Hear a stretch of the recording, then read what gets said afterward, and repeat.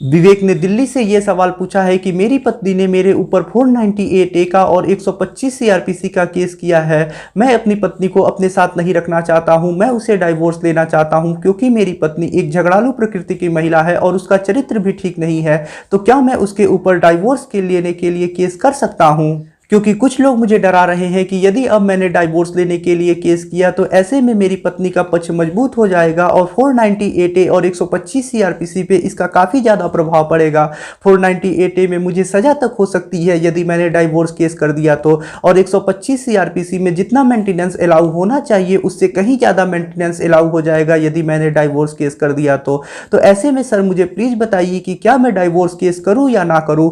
तो नमस्कार मित्रों, मेरा नाम है आदित्य, आप देख एडवोकेट आदित्य यूट्यूब चैनल। आज के वीडियो में मैं आपसे बात करने वाला हूं कि यदि आपकी पत्नी ने आपके ऊपर 498 ए का केस किया है और 125 सीआरपीसी का केस मेंटेनेंस पाने के लिए किया है, और ऐसे में यदि आप डाइवोर्स का केस करते हैं तो डाइवोर्स के केस का 125 सीआरपीसी और 498 ए के केस के ऊपर क्या असर पड़ता है। तो चलिए वीडियो को शुरू करते हैं।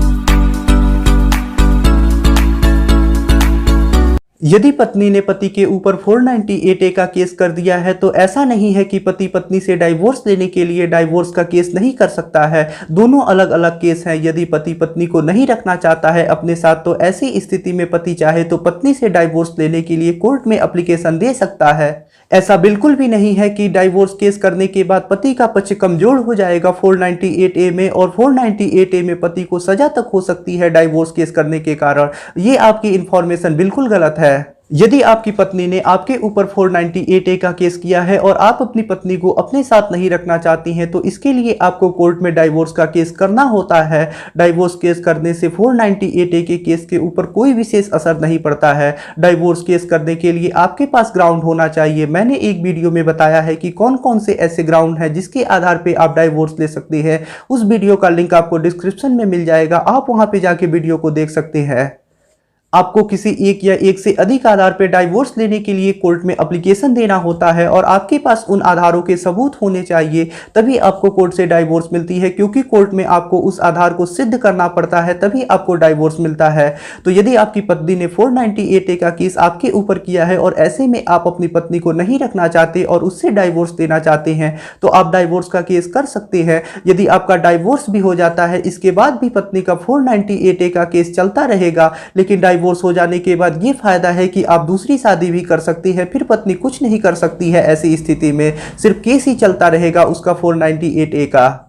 अब मैं बताता हूं कि यदि पत्नी ने 125 सीआरपीसी का केस मेंटेनेंस पाने के लिए किया है और ऐसे में आप डाइवोर्स का केस कर देते हैं तो इसका डाइवोर्स केस का 125 सीआरपीसी के केस के ऊपर क्या प्रभाव पड़ता है। पति डाइवोर्स केस करे या ना करे इससे कोई मतलब नहीं है। पत्नी का तो ये अधिकार होता ही है कि वो अपने पति से मेंटेनेंस की मांग कर सकती है और गुजारा भत्ता ले सकती है। कुछ विशेष परिस्थितियों को छोड़ के एक पत्नी का अपने पति से मेंटेनेंस पाने का अधिकार होता है। यदि डाइवोर्स भी हो जाता है उसके बाद भी पत्नी को मेंटेनेंस पाने का अधिकार होता है, तब तक कि जब तक पत्नी दूसरा विवाह नहीं कर लेती है किसी अन्य पुरुष के साथ। आपकी जो ये इन्फॉर्मेशन है कि यदि पत्नी ने 125 सीआरपीसी का केस किया है, ऐसे में यदि पति डाइवोर्स का केस कर देता है तो जितना मेंटेनेंस अलाउ होना चाहिए उससे कहीं ज़्यादा मेंटेनेंस अलाउ हो जाएगा। ये इन्फॉर्मेशन गलत है। ऐसा कुछ भी नहीं होता है। दोनों अलग अलग केस हैं। यहाँ पे दोनों अलग अलग केस हैं और दो लोग अपने अपने अधिकार का अलग अलग उपयोग कर रहे हैं। पत्नी का ये अधिकार है कि वो अपने पति से मेंटेनेंस की मांग कर सकती है, वैसे ही एक पति का भी ये अधिकार है कि वो जब चाहे तब डाइवोर्स के लिए अपनी पत्नी के ऊपर केस कर सकता है यदि उसके पास कोई ग्राउंड है और उस ग्राउंड का उसके पास सबूत है। तो दोनों अलग अलग केस हैं और डाइवोर्स केस का 125 सीआरपीसी के केस के ऊपर कोई विशेष प्रभाव नहीं पड़ता। ऐसे भी आपको मेंटेनेंस देना पड़ेगा यदि आप डाइवोर्स केस करते हैं, या डाइवोर्स केस नहीं भी करते हैं तो भी तो आपको मेंटेनेंस देना ही पड़ेगा। यदि पति एडल्ट्री के आधार पर कोर्ट में केस करता है पत्नी से डाइवोर्स लेने के लिए, और ऐसी स्थिति में यदि कोर्ट से पति को डाइवोर्स मिल जाता है, कोर्ट में पति एडल्ट्री को प्रूव कर देता है, तो ऐसी स्थिति में पति पत्नी को मेंटेनेंस देने से भी बच सकता है। क्योंकि जो पत्नियां एडल्ट्री में लिप्त होती हैं वो मेंटेनेंस पाने की हकदार नहीं होती हैं। ऐसे में फायदा तो पति का ही होगा।